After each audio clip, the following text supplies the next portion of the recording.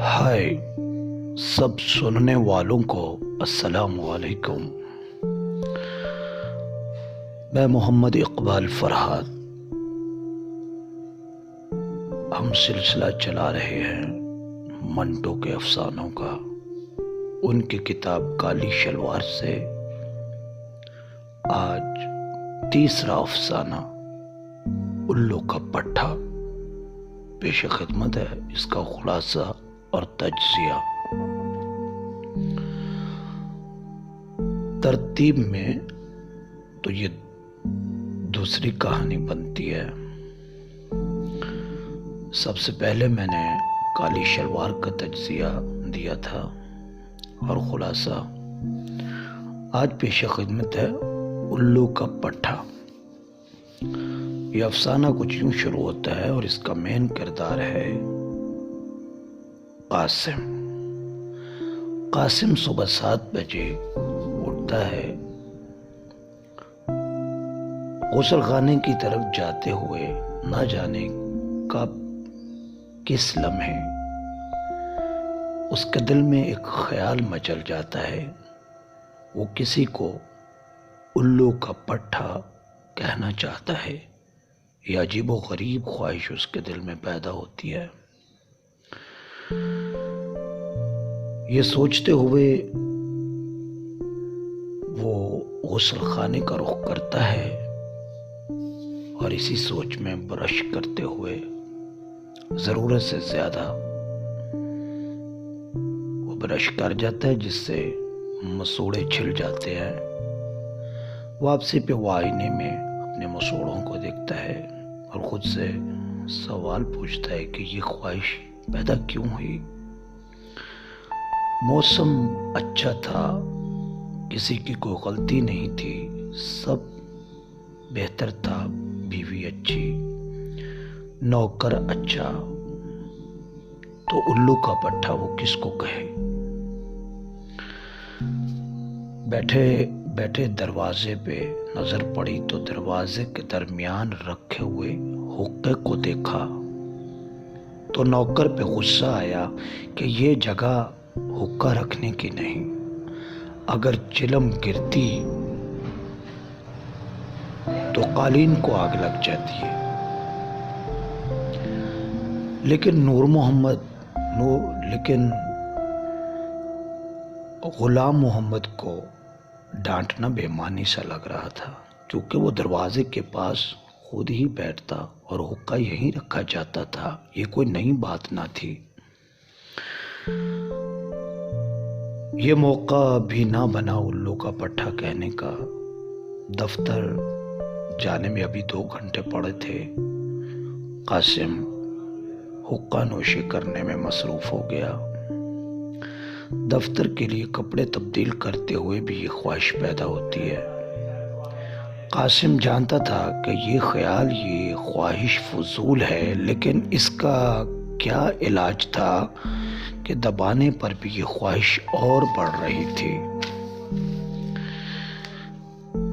पतलून के बटन बंद करते हुए इसी परेशानी और ख्वाहिश में ऊपर का बटन नीचे वाले काज में दाखिल कर दिया। चिल्ला उठा कि फिर सारे बटन खोल के बंद करने पड़ेंगे। मेज पर आ बैठा बीवी ने चाय की प्याली पेश की और जो टोस्ट बने थे वो बहुत ही कुरकुरे और उन पे मक्खन लगाने लगा। चाय का सिप लिया तो तबीयत खुश हो गई। नहायत उम्दा चाय बनी थी। डबल रोटी भी आला किस्म की थी और केतली भी साफ सुथरी। केतली के मोठ पर जहां एक धब्बा सा था, मैल सी थी, आज वो भी नहीं थी। बीवी की तारीफ की कि चाय मजे की। बीवी खुश हुई, मगर साथ ही बीवी ने करारा सा जवाब दिया, अजी इत्तेफाक से अच्छी बन गई। रोज तो आपको नीम घोल के पिलाती हूं, मुझे कहां सलीका। سلیقے والی تو وہ ہوٹل کی چھوکریاں ہیں جن کے ہر وقت گن گاتے ہیں۔ یہ تقریر سن کر طبیعت الٹ گئی۔ قاسم کا دل چاہا کہ پیالی الٹ دے، بہت غصہ آیا۔ پھر دل میں سوچا کہ ہندوستان کی لڑکیاں شادی کے بعد جب بیوی بنتی ہیں تو ایسے ہی ہو جاتی ہیں۔ اصل میں وہ بیوی کو غصہ نہیں دلانا چاہتا تھا۔ اپنے غصے پہ اس قاسم نے قابو پایا، کیونکہ وہ جانتا تھا کہ گھر میں اپنی ماں سے یہ لڑکیاں ایسی ہی باتیں سنتی ہیں تو کچھ تو طنزاً اپنے خاوندوں کو ایسے جواب دیتی ہیں، مگر بعض اس قسم کی بکواس مسلسل کرتی ہیں۔ جانے سے پہلے بیوی کو تاکید کی کہ بچے کی ٹانگیں نیم کے پانی سے دھو دے تاکہ اس کی پھنسیاں جو ہیں وہ ختم ہو جائیں، نیم زخموں کے لیے اچھی ہوتی ہے، اور ساتھ ہی تاکید کی کہ تم موسمیوں کا جوس پیا کرو، یہ صحت کے لیے اچھا ہوتا ہے۔ بیوی سن کر یہ خوش ہوئی، اور ساتھ ہی بیوی نے کہا، اجی آپ کے لیے جو میں نے بادام منگوائے ہیں آج تو 10-20 لازمی لے جاؤ، ہاں یاد رکھیو دفتر میں بانٹ نہ دینا۔ قاسم خوش ہو گیا کہ موسمیوں کے رس اور باداموں نے بیوی کے مصنوعی غصے کو دور کر دیا۔ قاسم نے یہ حربے پڑوسی سے سیکھے تھے۔ چائے سے فارغ ہو کر سگریٹ سلگا کر دفتر جانے کے لیے وہ تیار ہو ہی رہا تھا کہ پھر وہی خواہش جاگی کہ کس کو الو کا پٹھا کہے۔ یہ خواہش سینے میں بوجھ بن رہی تھی۔ صحن میں رکھے بچے کے کموڈ پہ نظر پڑی تو غصہ آیا کہ یہ کیا بدتمیزی ہے۔ ابھی چائے تلے ہوئے انڈوں کا ذائقہ منہ میں تھا اور یہ سامنے رکھا نہ ضروری تھا۔ دل کیا غلام محمد کو الو کا پٹھا کہہ دے۔ آواز دی تو بیوی نے کہا وہ گوشت لینے گیا ہے۔ کیا کہنا ہے؟ کہا کچھ نہیں۔ بیوی کی اس جواب پہ کچھ نہیں کا مطلب یہی تھا کہ وہ جو کہنا چاہتا ہے وہ کہہ نہیں سکتا۔ غلام محمد کی عدم موجودگی میں وہ کیا کہے؟ ہاتھ جلا سگریٹ جو زمین پر گرایا تھا، بیوی نے اس کی طرف سوالیہ نظروں سے دیکھا تو قاسم کو اپنی غلطی کا احساس ہوا۔ اس نے اس مجھے سگریٹ کو اٹھا کے غسل خانے کی موری میں پھینک دیا۔ بیوی نے پوچھا کہ کیا کہنا ہے غلام محمد کو؟ کچھ نہیں، بس یہی کہنا تھا کہ بے شک دفتر میں میرا کھانا وہ لیٹ لے کر آئے، آپ کو جلدی جلدی کام کرنا پڑتا ہوگا تو میں نے سمجھا کہ آپ کے لیے آسانی ہو جائے۔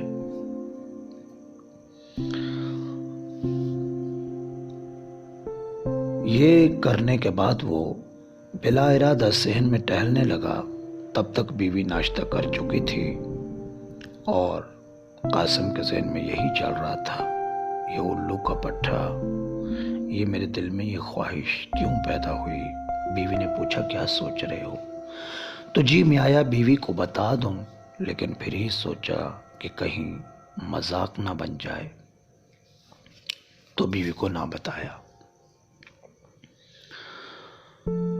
بیوی نے کموڈ اٹھاتے ہوئے کہا کہ صبح آپ کے برخوردار نے بہت ستایا،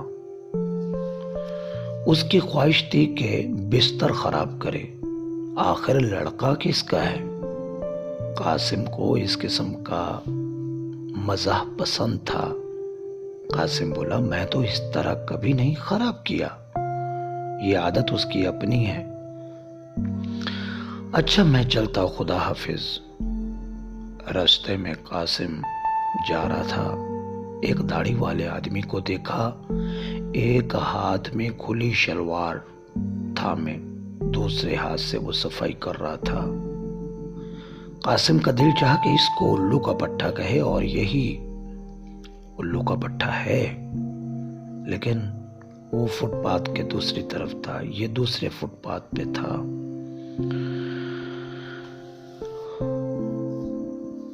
اسی دوران پیچھے سے ایک لڑکی سائیکل پہ سوار تھی جس کے پیچھے بیگ رکھا تھا اسکول کا، یا وہ ایک دم پاس آ کے دھڑام سے گری تو قاسم دیکھ کے سوچنے لگا کہ رد عمل کیا ہوگا۔ تھوڑا سا پاس گیا تو دیکھا کہ اس کی ساڑی کا پلو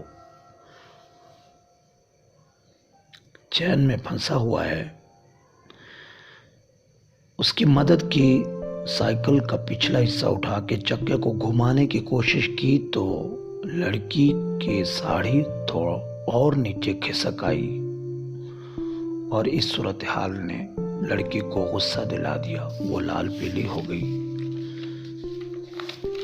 اس نے غصے سے ساڑی کو اپنی طرف کھینچا، خاص ساڑی چین سے باہر نکل آئی، اور اس نے جلدی سے ساڑی کو سنبھالتے ہوئے ساتھ میں قاسم کو ایک گالی دی، الو کا پٹھا، اور جلدی سے اپنی ساڑی کو درست کیا۔ یہ جا وہ جا نظروں سے غائب ہو گئی۔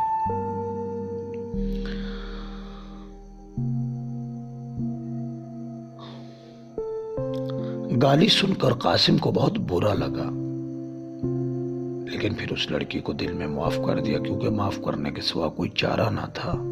سوچا عورت کو سمجھنا بہت مشکل ہے، اور سائیکل سے گری ہوئی عورت کو تو سمجھنا اور مشکل ہے۔ قاسم کے ذہن میں ایک اور سوال ابھرنے لگا۔ اس سنبھالنے کے دوران اس نے وہ لمبی جرابیں دیکھی تھیں جو لڑکی نے اپنے رانوں تک چڑھائی ہوئی تھیں، اور ان جرابوں کے اندر کچھ کاغذ اڑس رکھے تھے۔ وہ سوچ میں پڑ گیا، یہ کاغذ وہاں کیوں اڑس رکھے تھے؟ میں امید کرتا ہوں آپ کو یہ افسانہ اچھا لگا ہوگا۔ یہ خلاصہ تھا۔ اب میں کچھ اس پہ تبصرہ یا تجزیہ جو میری سمجھ میں ہے میں وہ عرض کرتا ہوں۔ اگر ہم اس کی تشریح کرنے بیٹھیں تو یہ اصل کہانی سے کئی گنا بڑھ جاتی ہے۔ میرا مقصد صرف چیدہ بات ہی کرنا ہے۔ انسانی سوچ، خواہش، خود انسان، اس کی نفسیات ایک پردہ در پردہ سمندر ہے۔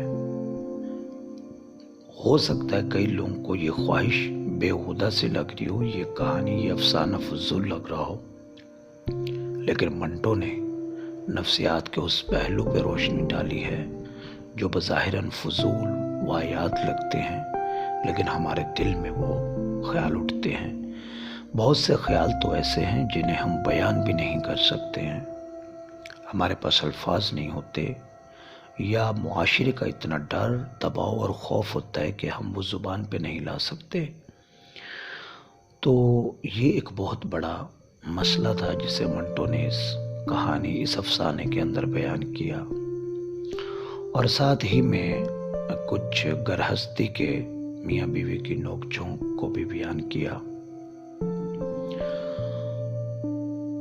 اور سب سے بڑی بات اس خاتون، اس لڑکی کی جس کی مدد کی اس کی ساڑی نکالنے میں، اور اس نے جو الو کا پٹھا کہا، حالانکہ اس کو شکریہ ادا کرنا چاہیے تھا، لیکن یہ بھی ایک الگ نفسیات ہے کہ ہر علاقے کی خواتین، ان کا ایک اپنا مزاج اور ماحول ہوتا ہے، اور ایسا ماحول جس کے اندر خاتون اور مرد کے دیکھنے ملنے پر ہزار قسم کی پابندیاں ہوں، یا شرم و حیا پر ضرورت سے زیادہ پہرے ہوں، تو ان کا نمایاں ہو جانا یہ بہت بڑا ایک خوف ہوتا ہے، ایک بہت بڑی بات ہوتی ہے۔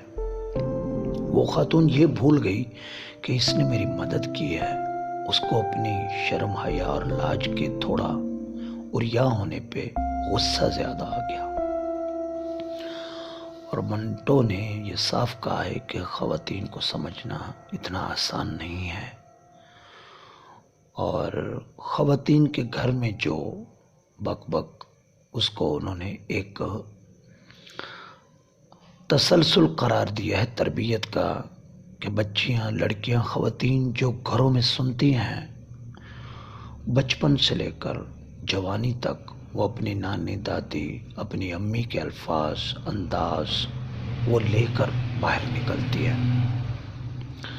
تو یہ ایک چند نمایاں پہلو تھے، ویسے تو اس میں اور بہت ساری باتوں پہ، بہت سارے معاملات پہ باتیں ہو سکتی ہیں۔ اس میں نفاست کا بھی ذکر ہے، صفائی ستھرائی کا بھی ہے، بہت ساری چیزیں ہیں، لیکن میں سمجھتا ہوں یہ کافی ہے۔